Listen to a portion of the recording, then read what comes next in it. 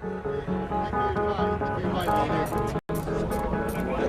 and welcome to the next Formula 1 2010 Dev Diary.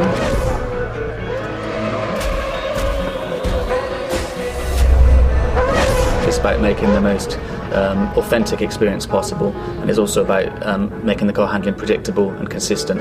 I think there's huge interest in terms of the balance that we have for arcade or simulation handling, and personally my preference has always been to go down the simulation path. You can make a realistic sim easier to play for somebody, but it's very, very difficult to take an arcade handling system and make that appeal to the people that prefer the simulation handling. Yeah, well, I'm the Brawn test and reserve driver from 2009. Part of that job is developing the simulator as well. We've had access to the teams, to the engineers, to the drivers. So what I do is try and bounce my level of expectation off Ant, who gives us a lot of feedback week by week.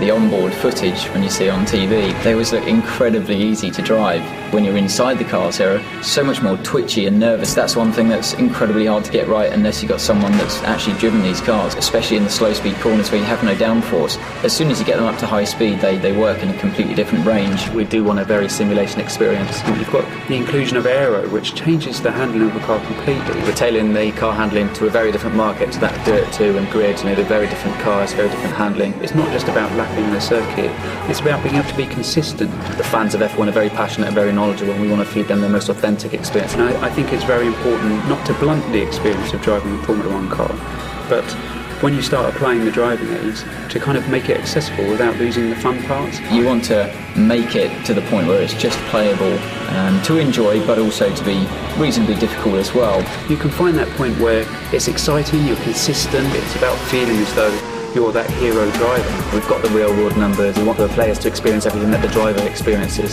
From the real car to the computer game, it's very realistic. Handling is key in Formula 1 games.